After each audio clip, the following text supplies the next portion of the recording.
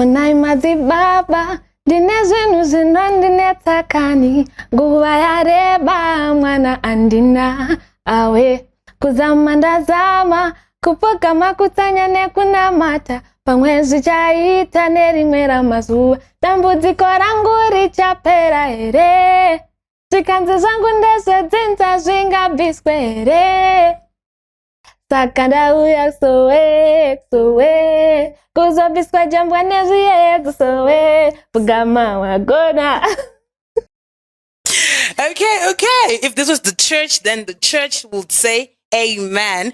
So I'm sure most of us know her from the hit song Sowe featuring Tocky Vibes. And today we just want to indulge and delve deeper into who exactly is Mandy Ahwe. But then before we get into the details, and go deeper into conversation, I just have like a few icebreakers.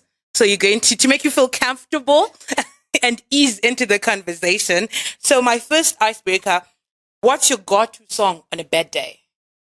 When you're like, I'm a one, what's that one song that keeps your spirits up? There's a song called Highs and Lows. That's my go-to song when I'm down. Okay. And if you could have dinner with one famous person, who would it be? Japreza.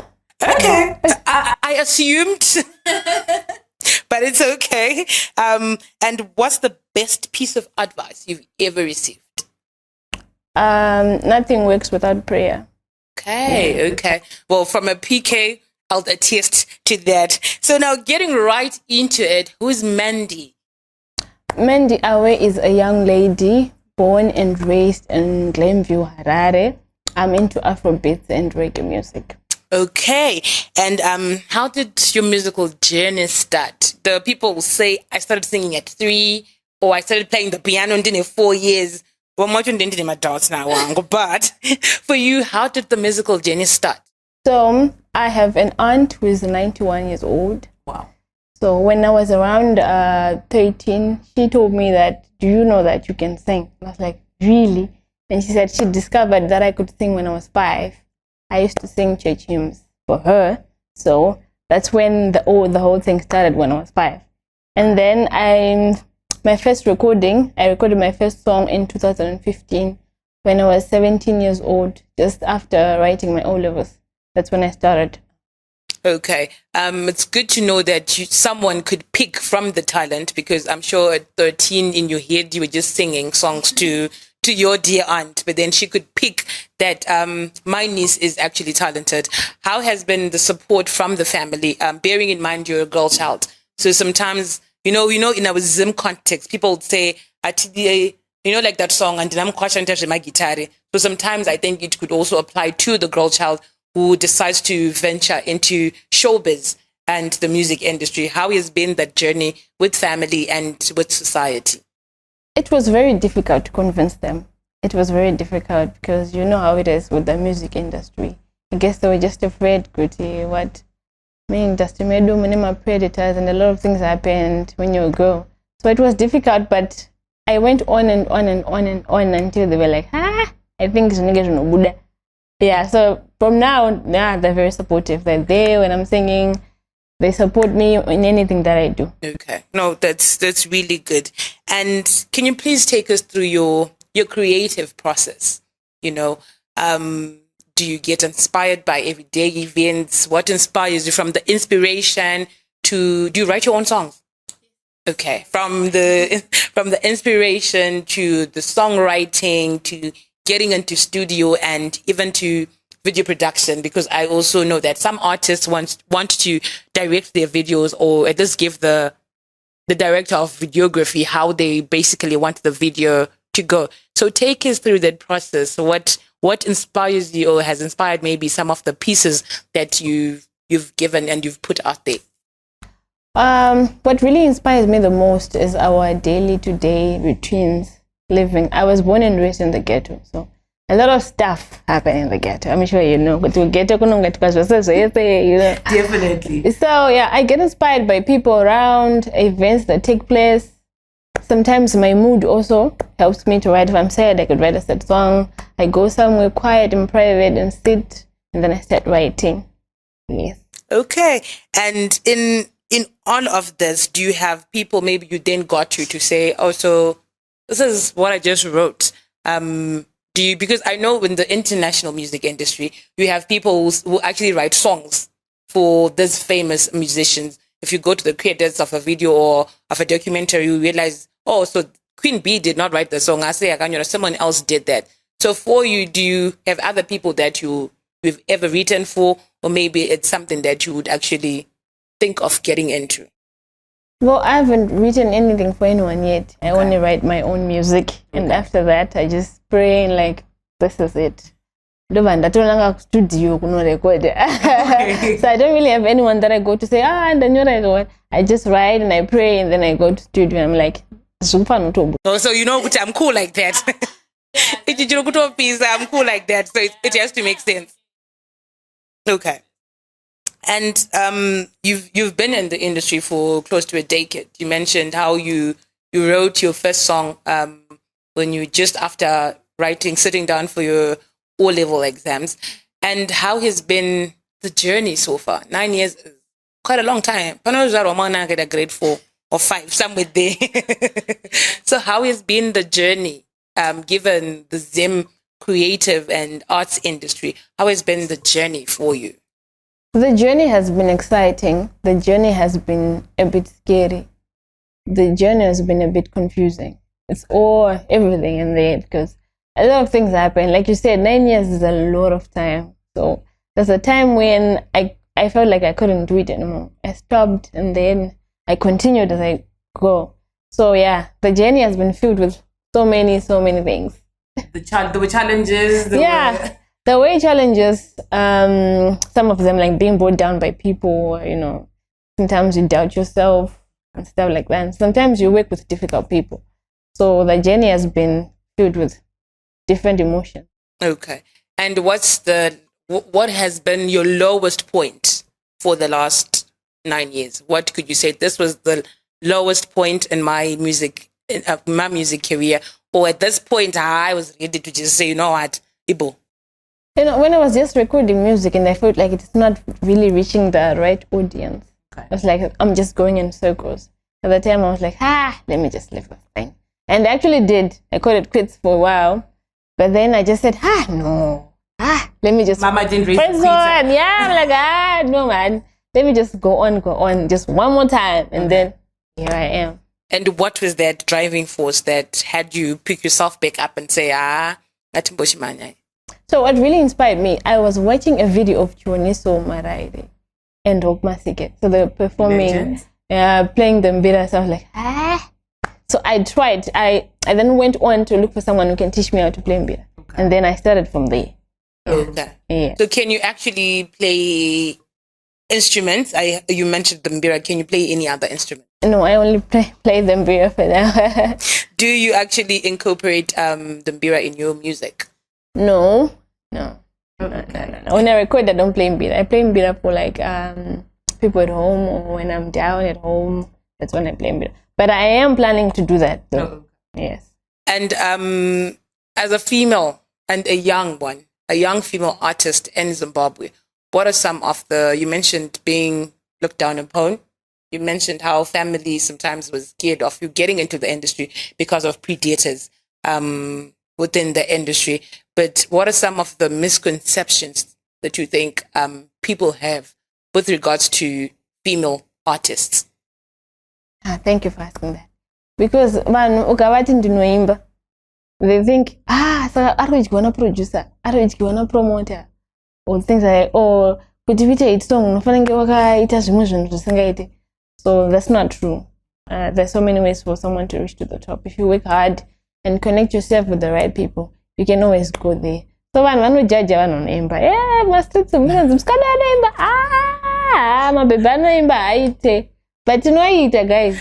It's not tinoita. Kungoti vanhu, tinoitika at some point, but it's not everyone who does that. Yeah. And what some of the challenges that, despite the misconception, in addition rather to the misconceptions, what are some of the other challenges that you're facing as a young female Zimbabwean artist? So, if you look at the music industry in Zim, particularly, most dominant artists are male. My female still go, but and this it's like I don't know what the size I just. Is it the guys? Is it the country? Is it the fans? I think the guys sometimes don't go say that my baby, you know. But we can actually do what they can do. So we are here to prove that, to change that. Okay. Yeah. So that's the only challenge that you are facing as a young female artist. Yeah, sometimes you know, when you go there, like I said, it's male dominated. So being a female in the industry which is male dominated, it's a challenge on it. Okay. And when you do your collaborations, like your collaboration with Tocky on Sowe, do you have to sit down? God, is this the right person to collaborate with? Or do you look for someone who's got the same vibe, the same energy to say, okay, so I think me and Takura can make some magic. Me and Tocky can vibe and make this work. How do you decide how to go about your collaborations? So when it comes to music, there's nothing like something that don't vibe together. Whether you can put a Sungura musician and an Afropop musician and you can still make a band. So I just look for people whom I think they have been where I haven't been yet. Some people who I'm like, I want to walk where Toki has been. I want to go where Aishan has been. So that's the kind of people I look for when I'm looking for collaborations. And then I approach them and then we make songs. Oh, okay. And Sowe was a hit and I enjoyed it. I also enjoyed the TikTok challenges that came with it. Which musicians that you haven't worked with yet, locally, regionally, or internationally, would you say, you know what, just one moment, just one song with these people, with this group, with this artist, and my dream would have come true? Which musician or which group would you want to work with? Here in Zim, I would like to work with the likes of Miss Janet Manua, Baba Shero. Shero name my songs are 9 minutes, my 10 minutes, but it's okay. To time like 9 minutes okay. And then internationally, there's an artist called Asha from Nigeria. I would also want to work with her and the likes of Ira Star. Okay, I see you. I see the vibe. I'm getting the vibe. But when you mentioned the Nigerian artist, and I mentioned TikTok videos where people are doing the Sowe challenge. How do you feel that the internet has affected the music industry? Because I was having conversations with my friends and they were saying, if it wasn't for TikTok, I promise you, some of these artists, I would have never, ever Googled or Shazammed the song. Maybe their best bet with me would be Shazamming a song after I heard the nice part of the song.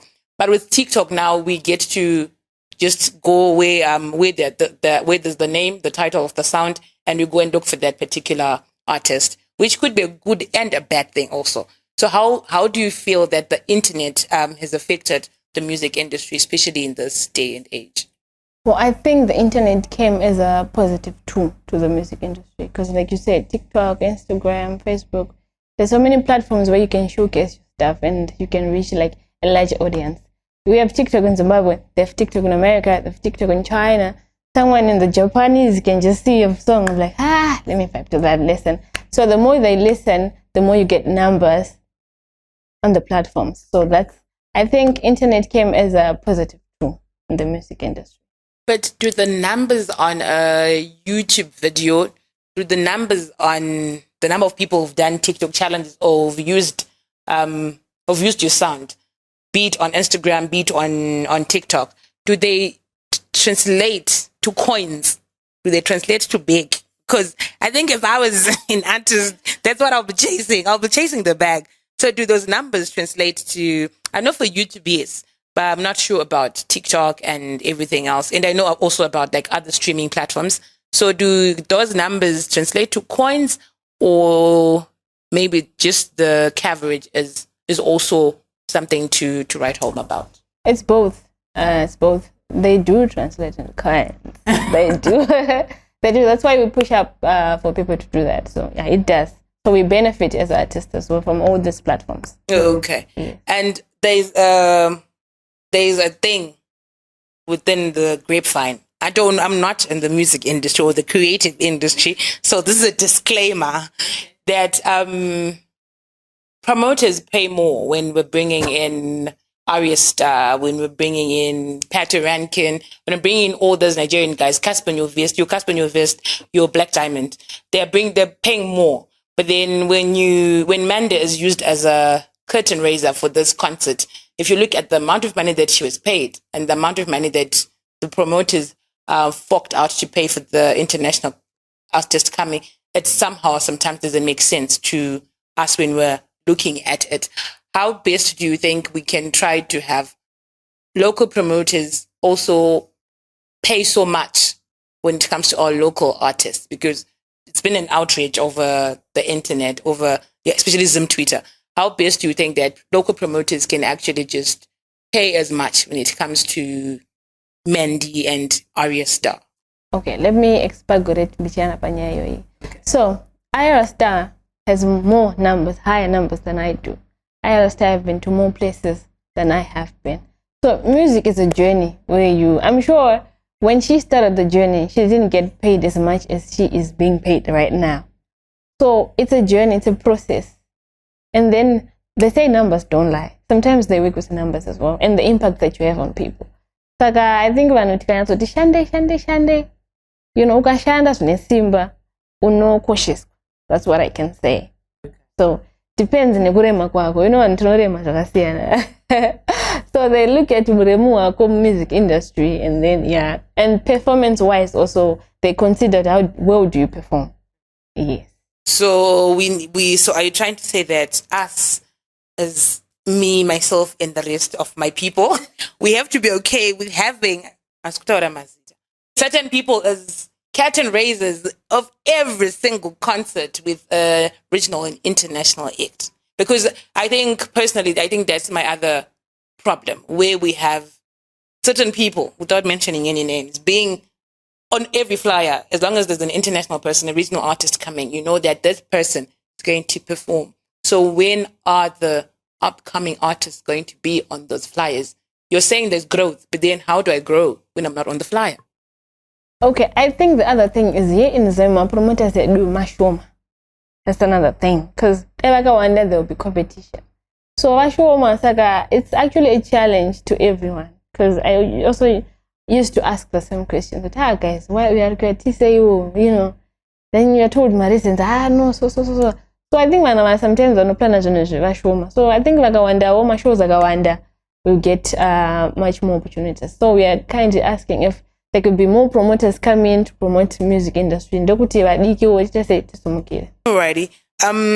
Moving a bit from music and the arts, there's a new pandemic which is surging and has been surging its way through the country, which is drugs and substance abuse. And it has taken so many lives. And as we know also a couple of artists, it has also taken a couple of artists down the drain. What do you think is influencing the drugs and substance abuse in our country? And Toita say, because it's not just drug and substance abuse like a lizard. Kubrook, Genuno Rwanaririku.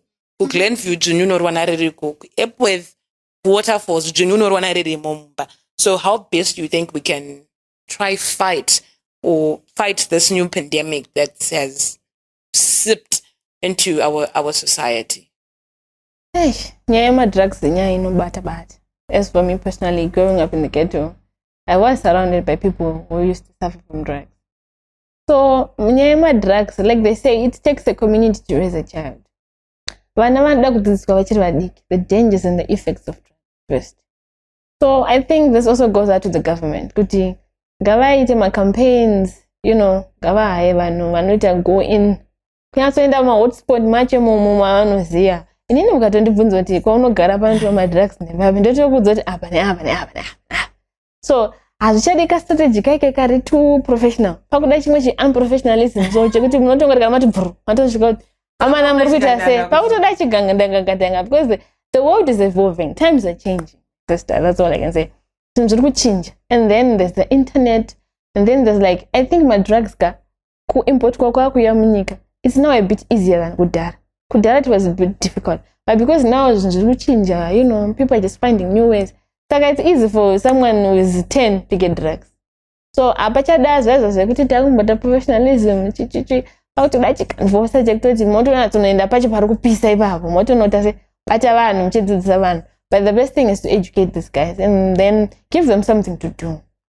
You know, like for my recreational centers, where my youth center, my projects, they just try to keep them off the streets. And then my youth to try to sponsor these guys. So if you keep them busy, I'm sure this hazard in my drugs will just go to a lower rate. Okay. Thank you very much. And lastly, what's next for you? I know you have a couple of offerings from last year, from 2023.